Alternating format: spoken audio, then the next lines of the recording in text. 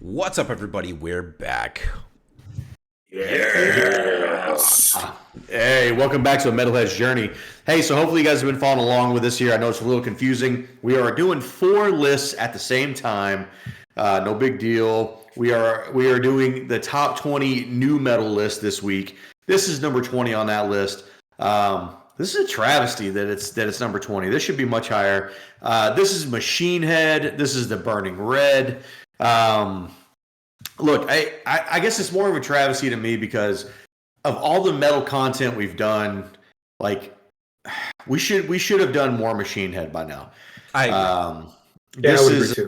This is a very, very good band. We've only covered one album, which was their newest album of Kingdom and Crown. We did a review for that, right? Didn't we? No, we never actually did. No wonder I can't find my notes for that. I was trying to copy some shit on that.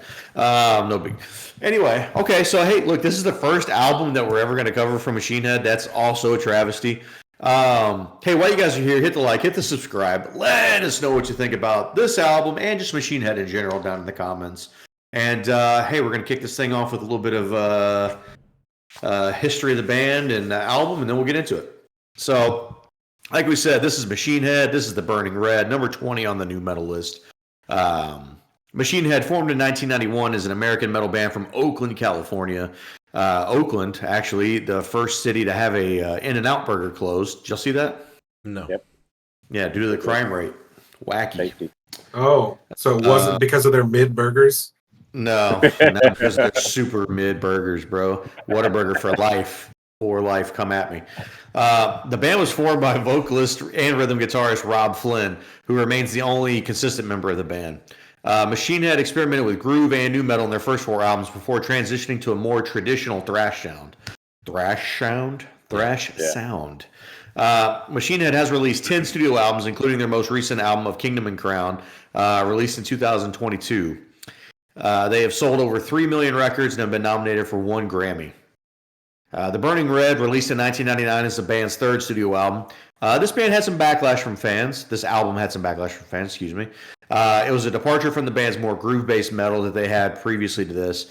And some fans also complained about a lot of the rapping on the album. Here was a comment from Rob Flynn about the album. He says, "There's a minute and a half of rapping on that album. The other 53 minutes of the record are like a giant scar being ripped open while I projectile vomit through it.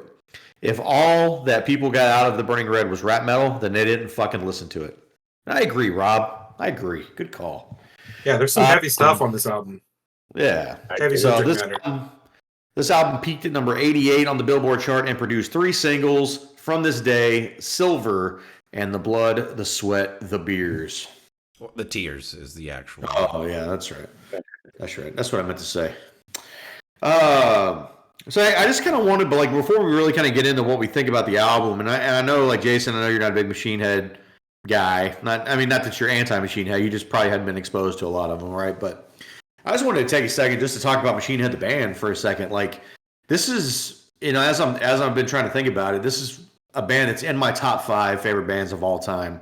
And it's crazy because the bulk of their catalog, starting at Through the Ashes of Empires, 2 of Kingdom and Crown, is really the albums that I've listened to from them. I haven't listened to a ton of their earlier stuff. Like, I've listened to it, but I don't revisit it a lot. But the strength of those later albums, particularly The Blackening, Unto the Locust, Bloodstone and Diamonds. Look, I'm a Catharsis guy. I like Catharsis too. And the new album just fucking crushes. Like, it's crazy that this band has a whole other life before those albums that you don't really, or I don't like revisit as much. And they're still probably, I don't know, the 4th best band in the world to me. Dave, what's your, just talk about Machine Head a little bit. Like, what's Machine Head to you? So my first experience with Machine Head, the first song I ever heard by them is Imperium off of Through the Ashes of the Empire. Like, that music video, I want to say I saw it on Headbangers Ball or something akin to that, whatever was out at the time. And that's what, like, off the strength of that song, because I'm a boomer, right? Off the strength of that song, I went to Barnes and Noble and bought the album. Right, as you do. I wasn't disappointed. Uh, and I've been following Machine Head ever since.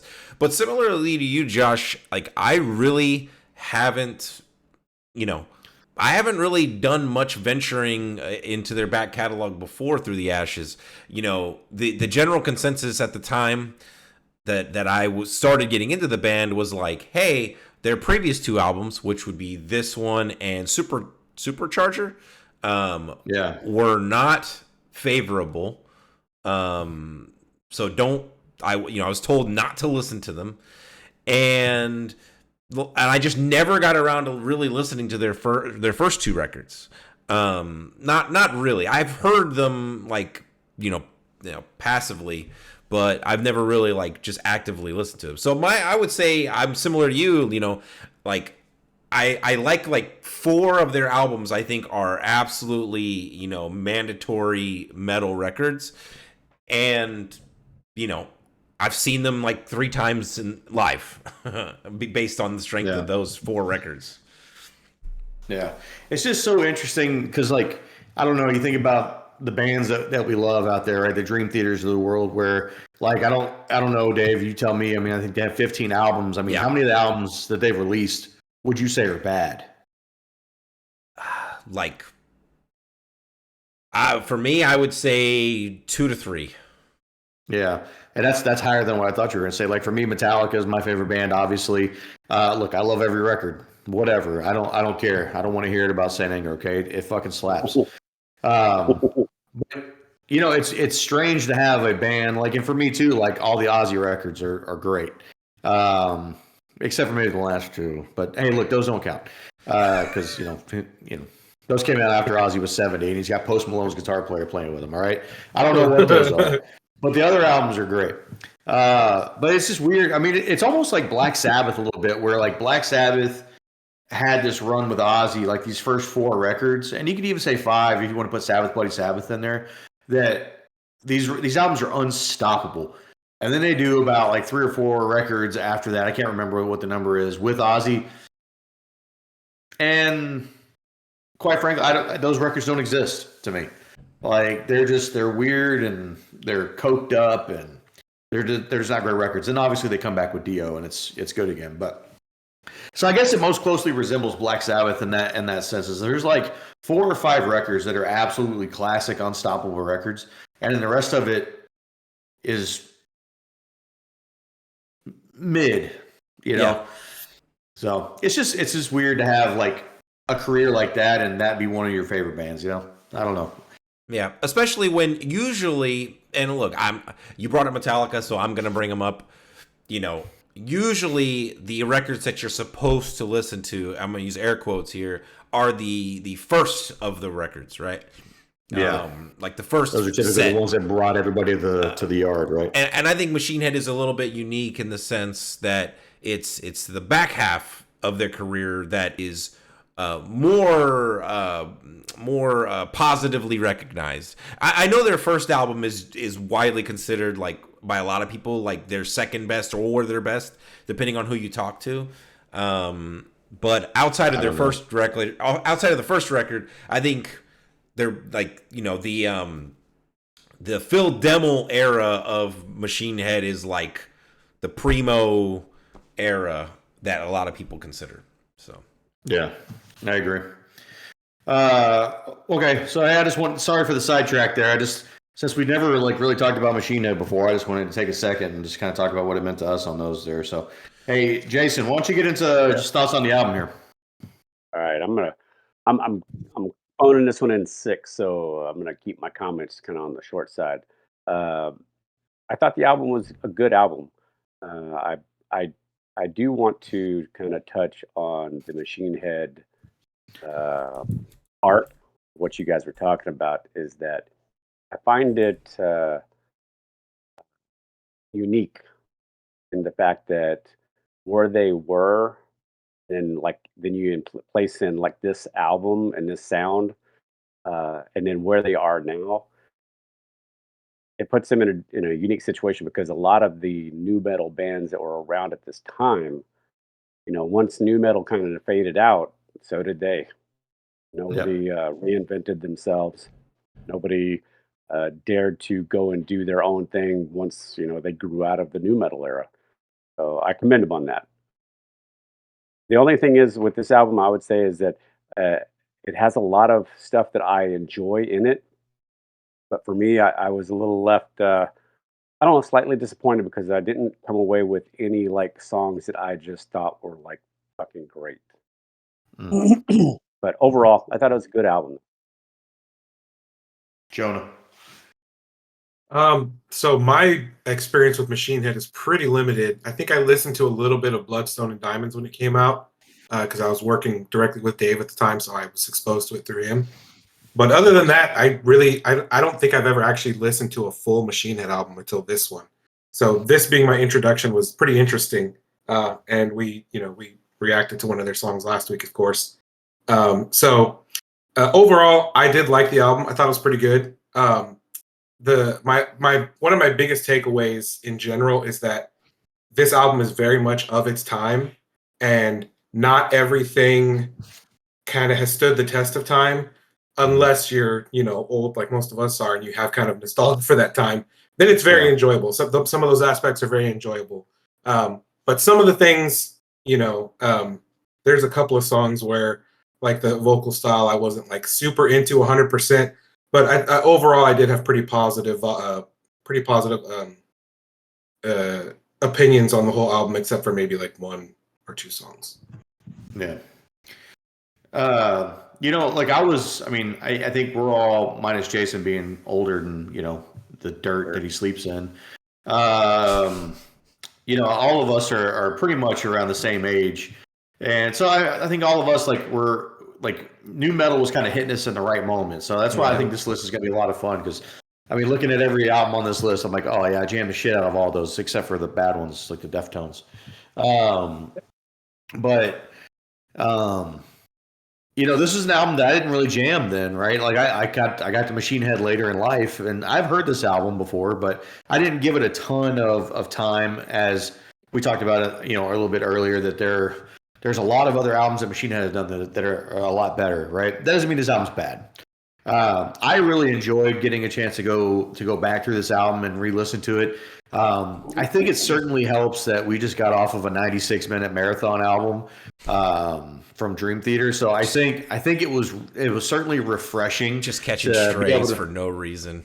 It was just refreshing to be able to listen to an album in like one sitting on my way home from work, and not having to like try and carry that over into another drive, right? So, sorry, that was just to call it Dream Theater, but it is nice though. That's a real life thing too. But I think this album has a lot of great moments in it. There's a lot of songs in here that jam. I think the album is incredibly front heavy. I think there's a point in this album that you could get rid of every song. Spoiler, start a Message in a Bottle and get rid of the whole back half of the album. I think if you did that, I think this album probably jumps up 2 full points for me. It would also be way short, like mega short. That's okay. Look, if you did that, what does it do? It takes it down to like an EP. Yeah, it takes it down to 7 tracks. So yeah, look, they could have written something better and 6 if you don't count the intro. Yeah. Okay. Yeah. Onto the Locust is 7 songs. So, but they're all like longer and better. Fair, but anyway, look, they could have gone back to the drawing board and done some work, right? This is not a glowing endorsement here. Let's. But look, the first 7 songs are very good, in my opinion. I think they all bring something to the table. Take the whatever the intro is. So the first 6 songs, I think they all bring a lot of great stuff to the table, and that is just like old school new metal. So I enjoyed that part of it. Yeah, I'll wrap up here. My overall thoughts on the record. I will say that my first pass through this record was my most enjoyable pass, and I'm gonna like kind of take something that Jonah said and something that Josh said and kind of combine them here. I think getting to this new metal was, going from a very progressive, album that requires a lot of focus, and in this where you can just kind of throw it on did benefit the record for me, because I could just throw it on easily at work while I'm doing my thing, and was fine. The problem came as I listened to it more and more, and the nostalgia for the new metal kind of wore off a bit, and I'm left with really like analyzing the songs at this point. And that's when like to your point, Josh, like I got to Message in a Bottle. You're spot on. When you get to that song, like I was basically done with the record. Like I got to the point where I was skipping that song, and then like I just wasn't even enjoying the rest of the album really. The Burning Red, the title track, well, I'll save it, but I have words for that song. Okay. That aren't positive. Right. Yeah, who's your MVP of the record? I mean, look, how do you not go with Rob Flynn? I think you have to. My runner-up would be Dave McClain, the drummer. I've always liked Dave McClain. I think he's the best. I mean, I think his drumming on Machine Head is the best drumming that they've had. But I think you have to go Rob Flynn here, because just his vocal style. Whether you like Rob Flynn's vocals or not, his vocal style is very unique. Like he sounds like him, and I don't know that anybody really sounds like him exactly. Plus, he's the principal songwriter for this. He writes all the lyrics. He is the MVP, I think, objectively. But Emma, man, he can spit bars too, man. He can. Like I literally have a note that just says bars. He can't sing "Message in a Bottle," but he can't do everything, right? So, but he is the MVP of the record, in my opinion. I don't think there's much debate there. Yeah, I got Rob Flynn as well. Jonah? Yeah, same. All the same reasons. Yeah, Jason? I'm going to be the wild card here, and I don't really feel like there was a real MVP for this album. While Flynn's vocals, are probably front and center for most of this album, it's abrasive. And you can pick his guitar playing and still be the MVP. Well, the problem with that is your guitars usually have some kind of solo to really accentuate your skills. He's the rhythm guitar player. Well, I mean, is there a lead? Riffs, Jason, riffs. Anyway, in my opinion, I think everyone plays their part, but I don't think anyone stands out above the rest. So Machine Head's an MVP. Okay, we'll accept that. Right. Who is so give us your top tracks, Jason. All right. Number 3, I will say that this album, a lot of the songs are fairly closely ranked. So it's going to be closer than I want it to be. And these probably could have been switched around at a later time if I listened to them longer. But number 3, From This Day. Number 2, Desire to Fire. And number 1, Blood, Sweat, and Beers. Jonah, you go. Okay. So I have From This Day is my number 3 as well. My number 2 is Silver. All right. That's a solid song. Yeah, I really like the song. The chorus is like really fun to sing along with. Like I'm a sucker for like the dynamics at play there. I think it's a really good like example of new metal. Yeah. And then my top song was Exhale the Vial. That song is so good. The riff is so heavy. Yeah. Like the whole time I just had the stink face listening to it. The chorus is a little bit not as good as the rest of the song, but otherwise, I mean, anytime that main riff kicks in, it gets you. So that was my number 1. What's funny? So I have Exhale the Vial as my honorable mention for this album, and the first time, like when I re-listened to this album, like when we started doing this, like I don't know what I was riding around with the wife, and the song came on, and I was kind of passively listening to it, and I was like, God damn it, man, this song's terrible. And so I kind of avoided it for a couple of days, and then I went back and I was like, dude, maybe I'm terrible because this song fucking rules. So Yeah, that one was certainly it was a big time grower for me. Dude, I feel like such a simp for my top three here because it's all three of the singles. But look, Machine Head is smart, dude. They released a good song. So number three for me is From This Day. Number two, Blood, the Sweat, the Beers, and number one, dude, Silver. I agree, Jonah. That song is killer. I think that's the best song I heard by a mile. Dave, you could make this a unique situation. We would all have the exact same third song. Yeah. So my number three is From This Day. Yeah. So my number two is Blood, Sweat, and Tears. And number one, I'm disappointed that nobody had this as their number one, is Desire to Fire. Dude, that song is fire.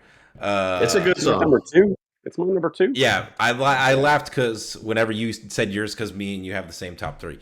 Yeah, it's funny how it worked out because when I listened to this album, like I skipped the intro after I heard it like twice, and I mean it's 53 seconds of basically like nothing. Yeah. Every other song for me was like absolute banger, but like the songs in between were good, like Nothing Left, the Silver. And then Exhale the Vial, and then dude, as soon as the little intro for Message in a Bottle came on, I was like, well, that's the album. It's funny is that we don't discuss like our top threes or anything like that. No, coming into this, and I think it's funny that we've all kind of said or stated that it's front heavy. Yeah, but we never really talked about it, and then all of our favorite songs are in the first 6 songs. Mm-hmm. Yeah, but it's just in this case, it's like I don't know, like I'm a big like deep cut fan. Like there's a lot of like deep Metallica songs, right, or those or what intro whatever band you want. Like the deep tracks are the ones that kind of get cast aside, and sometimes it just takes years of going back to them to find it. Like The God That Failed wasn't like a killer track for me day one. It was something that I came back to a couple years later, and I was like, "Oh shit, I've been missing out." Definitely not My Friend in Misery, though. That song is definitely not like a top 8 Metallica song of all time. But yeah, I don't know that these songs are ever going to come back from that. Like for me, Skippers, everything. I already said this earlier, but everything, Message in a Bottle and Back. I mean, I Defy has like moments. Dude, I think a couple of moments. I think song 5 is absolute trash. Yeah, and Dave, like, you want to get into Burning Red? Dude, why does that song suck so bad? I don't know. And Machine Head usually does a good job of like. And I think Adrian loves that song. Of the records. Huh? I think Adrian loves that song. I remember him saying like this album is worth it just for the title track. And so I was excited. It's 6 minutes and 44 seconds. And I respect Adrian's opinion. He and I usually are pretty aligned. And dude, like it's like the biggest 6 minute 44 second waste of my time. Yeah, but I mean, Machine Head also usually does a good job of putting like a good song at the end too. So, dude. Like you don't anticipate it being bad, especially if they do anything with a title track. You also don't anticipate it being bad. Like it just doesn't go anywhere. Like the song just doesn't go anywhere. And what I hate about 5 and the Burning Red is like they both have like 40 seconds of basically dead air ending both of the songs. Yeah. Like kind of like Dream Theater. Open chord. Jonah, do you have any skippers? I mean, it's everything you guys already mentioned. Message in a Bottle. Like I had to force myself to finish the song because it does actually go into like a kind of a more standard cover, like halfway through. Because when I first heard it, I just heard like the first, like minute and a half. I'm like, this sucks, and I just skipped it immediately. But when I went back and actually listened to the whole song, I'm like, oh, okay. So it is kind of a regular cover, but still, it's not. Dude, it's not the vocals kill it for me. Yeah, he is not good at singing that. Yeah, I mean, his voice is not good at anything that's like more soft or melodic. Like I mean, he can sing melodies, but like not like that. Why don't they just go all in and go like heavy with it? Like why is he trying to do a straight full? Why is he trying to sing like Sting? I don't know. That was I think the bigger question is why would you cover the song? Like the song is mid at best. Yeah, like I mean, the song is whatever. It's a good track on Guitar Hero. It's fun to play, but that's about it. Yeah, I'm in agreement with you guys. The Messages in a Bottle was terrible. Just dog. It's I easily the listened to worst it song. twice. I listened to it twice just to make sure. Like the first time through, when I'm listening, I'm like, I didn't know this song. Maybe I heard this song before. I was like, wait, this isn't their song. And so I spent most of the first time through just kind of verifying that this was a cover. And then I listened to it the second time through, and I was like, yeah, this is ass.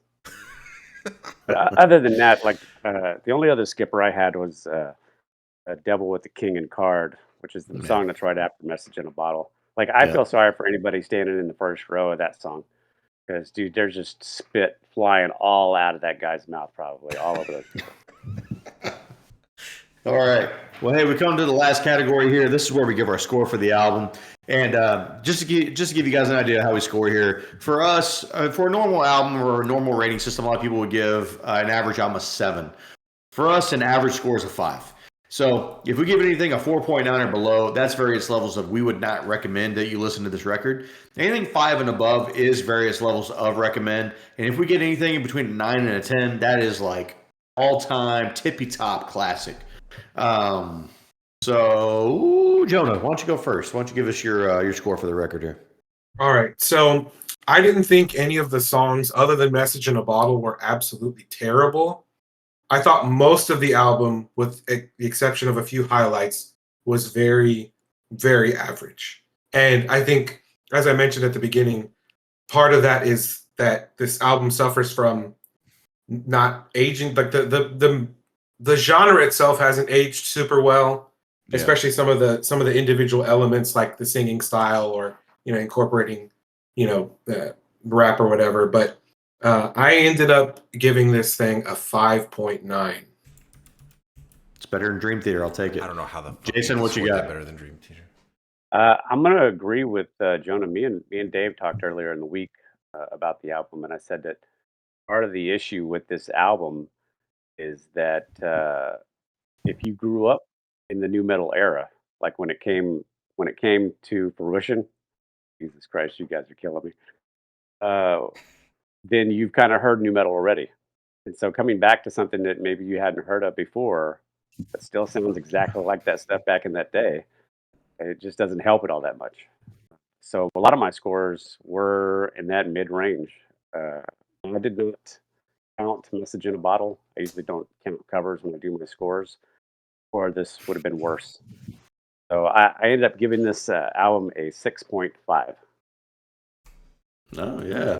Also better than Dream Theater. Now, listen, here's what I would like to hear. I'd like to hear Dream Theater do a cover of Message in a Bottle. They could probably do a good version of it. Yeah. I think so. I think easily. I'll go next. I'm gonna go next here. Okay. I'll save Josh for last because he's gonna be the highest score for sure. I could try to be funny and like trash the record. It's not a bad record. It's just not great. It's not a record I would actively put on. And I told this to Jason earlier. It's not a record I think I would actively just put on and listen to from start to finish how I normally listen to music.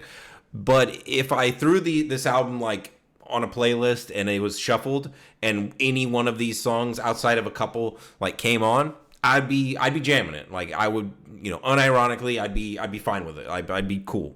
I did enjoy myself overall listening to this. It does make me intrigued because this is supposed to be like Machine Head's like one of their worst records, and I actually didn't hate it. So I do want to listen to some of their other stuff that I haven't heard. Jason, me and him are in sync today. I also came in at a 6.5 ultimately. There you go. All right. Look, I think those are fair scores. Look, this album is far from great. It's got too much filler on it at the back half of the record for sure. So it certainly keeps it from getting, I think, a top flight score. But again, as we talked about, there's a lot of really great songs at the front of the record. I'm going to come in at a 7.3. I think overall, I think we're all fairly close here with the score. And I think that's the right score. I think somewhere in the, probably mid sixes is probably going to end up being the right score for this album. Yeah, it's a shame. This scored a 6.55. It's B. It's a low B tier. Josh, you just brought it into the B tier status, which is annoying because it has a higher average score than Dream Theater's album. But that's fine. I'm not. I will say this. Part of the reason for that, in my opinion, is that Dream Theater album has really high highs, but for me, for my taste, it had some pretty low lows. Whereas this album is pretty consistently like mid, and then a pretty good peak, and then pretty mid. Consistently mid. That's Josh. That's a good lead off. That's the definition of absolutely fine. Yeah. Yep. All right. Well, hey, if you guys think this video is absolutely fine, then go ahead and hit that like, hit the subscribe. We're putting out weekly metal content right now. We got metal reactions, metal reviews, metal time machines, metal brackets, and all kinds of other cool shit. And hey, in the meantime, live long and prosper. Take it easy, everybody. Later. Peace.